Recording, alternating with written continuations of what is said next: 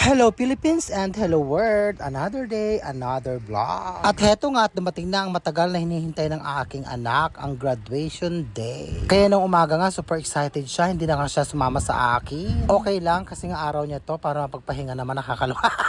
Maaga nga kaming dumating dyan. Siyempre alam nyo na ang bata excited. Siyempre ako din excited din, nakakaloka. Pangatlong pagkatapos na nga ni Maron to, una nung nursery, kinder, at ngayon. O, di ba?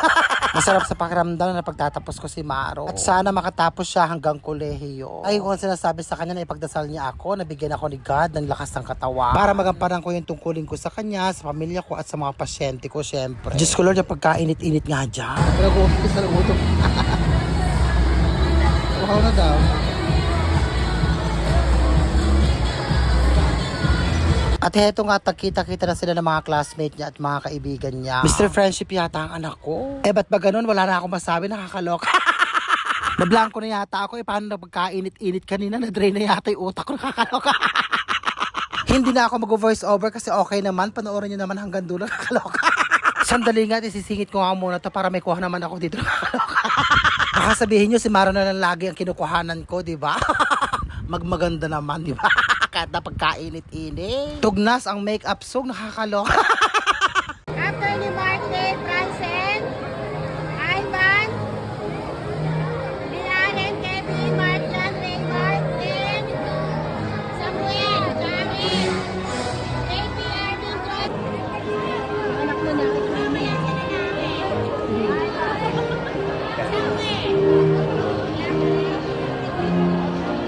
Ay, boy, grabe ka na.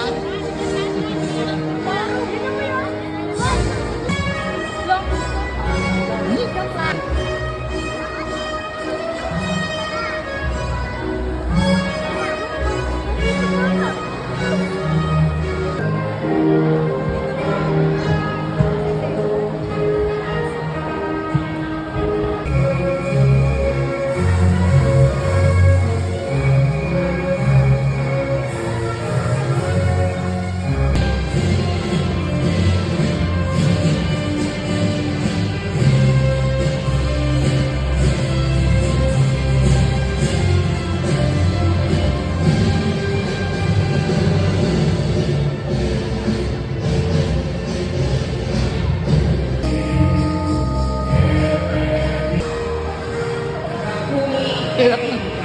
Nakakaloka. Ang hirap na. Ma'am, thank you po kamo ha. Sige. Yung picture.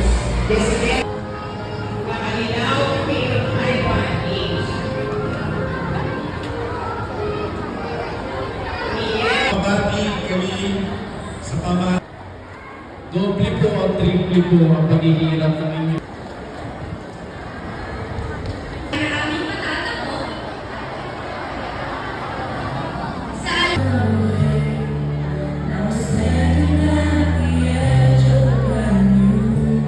Hindi na nga kami kumain kaya na doon sa Jollibee kasi nga na pagkain-init at uwing-uwi na ako. Kaya itinake out lang namin yung pagkain namin ni Maro, kakaloka. So maraming salamat po sa inyong lahat. I love you all and I thank you.